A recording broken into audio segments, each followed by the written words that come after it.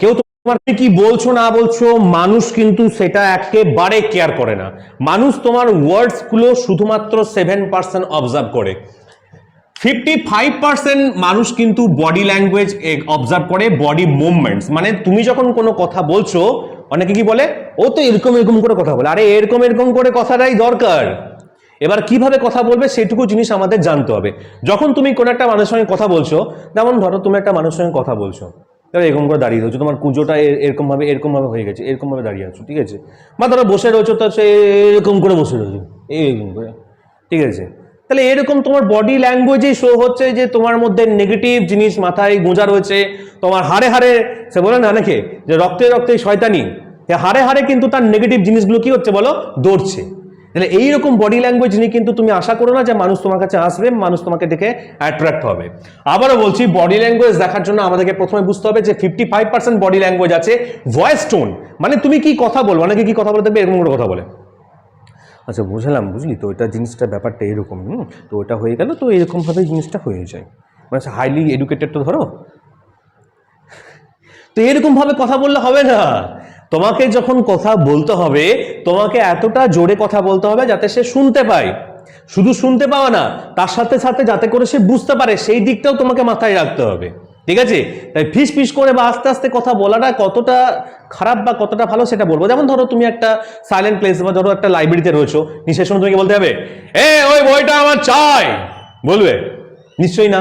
সেখানে তোমাকে সাইলেন্স রাখতে হবে, ঠিক আছে। কোন জায়গায় কথা জোরে বলতে হবে, কোন জায়গায় আস্তে কথা বলতে হবে সেটাও জানতে হবে। একটা জিনিস বলি দেখো, মানুষকে অনেক রকম ভাবে শেখানো যায়, জানো তো। যেমন তোমাদেরকে আমি এখন ওয়ার্ডস এর মাধ্যমে শেখাচ্ছি, কেউ এটা খারাপ ভাবে নিও না, একটু মজার মতন করে নাও, তাহলে দেখবে ইজিলি বুঝতে পারবে। যেমন ধরো তোমাকে আমি একটা কথা বলছি, মানুষকে সামনে তুমি বোঝাবে কিভাবে, এটা একটা ট্যাকটিক্স বলছি দেখো। প্রথমে মানুষকে, যে ধরো একেবারে মানে হাই কোয়ালিফাইড, মানে অত সব দরকার নেই, ঠিক আছে, তাকে চোখে চোখে ইশারাতে বুঝে নিতে যায় এরকম ভাবে, চোখে চোখে বুঝে যাবে তুমি কি বলছো না বলছো।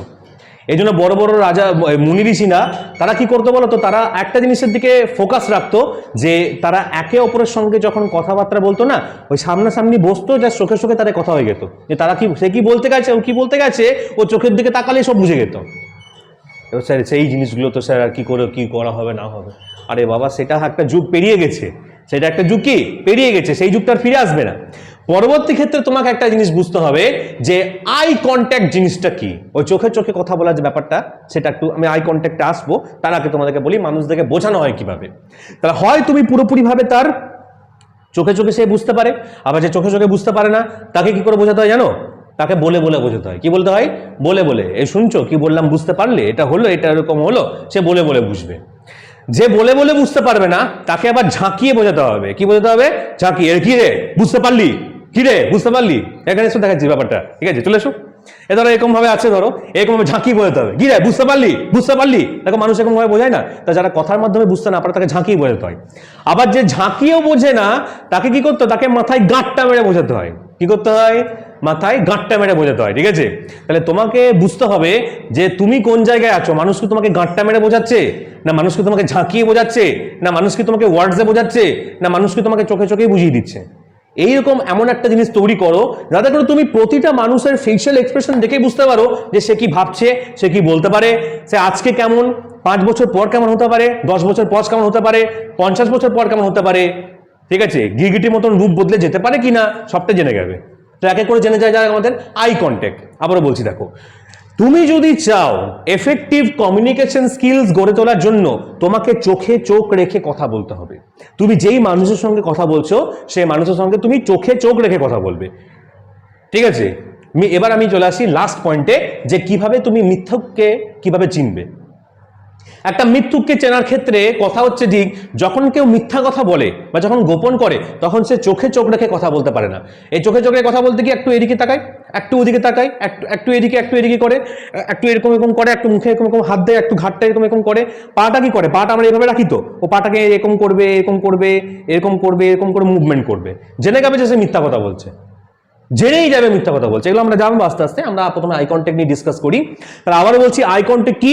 চোখে চোখ রেখে কথা বলো। তুমি তোমার অডিয়েন্সের সঙ্গে কি করবে? চোখে চোখ রেখে কথা বলো, ঠিক আছে। তুমি তাকাচ্ছ, ধরো তুমি কার সঙ্গে কথা বলছো, সে কি করছে, সে স্মার্টফোন নিয়ে এদিক ওদিকে দেখছে, এইটা খেলছে, এইও দেখছে, দূর পালা, এর সঙ্গে কথা বলে লাভ নেই, তাই না? তুমি আজ পর্যন্ত আর যা করেছো, যখন কোনো মানুষের সঙ্গে কথা বলতে আসছে, ওই স্মার্টফোন দেখাটা বন্ধ করে দাও একটু, বা কিছু কাজ করছো সেটা কাজটা করাটা বন্ধ করে দাও। যদি লিডার হতে চাও, তার কথাটা শোনো যে সে কি বলতে গেছে, সেটা গুরুত্বপূর্ণ নাকি উল্টোপাল্টা, সেটা শোনো, তার চোখের দিকে তাকিয়ে সেটা শোনো। এই চোখের দিকে তাকাতে নেই, এইসব কথাগুলো কোথায়? চোখের দিকে অবশ্যই তাকাতে হয়। তুমি আমার কোন দিকে তাকিয়ে আছো? চোখের দিকে তাকিয়ে আছো। একটা কুকুর তোমার কোন দিকে তাকায়? মাথার দিকে, না পেটের দিকে, না পায়ের দিকে? তোমার চোখের দিকে তাকায়। একটা বেড়াল তোমার কোন দিকে তাকায়? চোখের দিকে তাকায়। আবার রাস্তায় বেরিয়ে দেখবে একটা কাক, সে কোন দিকে তাকায়? তোমার চোখের দিকে তাকায়। তাকে কেউ বলেছে কানে কানে যে এটা শুন রে, সবাই চোখ দিকে কথা বলতে হয়? বলেছে কি কে কেউ? তাহলে মানুষকে আমরা কেন চোখে কথা বলতে পারি না?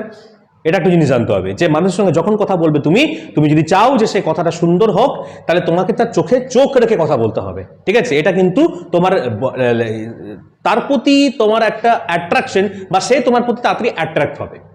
এবং কথা বলতে বলতে তোমাকে একটা জিনিস বুঝতে হবে, যে have a smile on your face.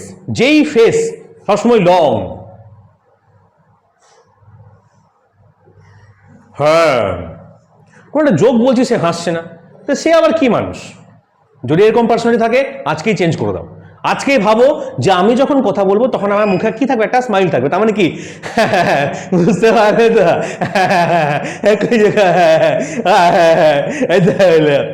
এরকম না, অট্ট হাসি আবার হা হা হা করে হাসা নয়, একটা স্মাইল থাকবে। যখনই তুমি কোনো কথা বলছো কারোর সাথে, তখন কি থাকবে? মুখে একটা স্মাইল থাকবে। স্মাইলিং ফেস কিন্তু সবাই চাই। সেলফি তুলছো, সেটা একটু স্মাইল করে তোলো। সেলফি তুলছি,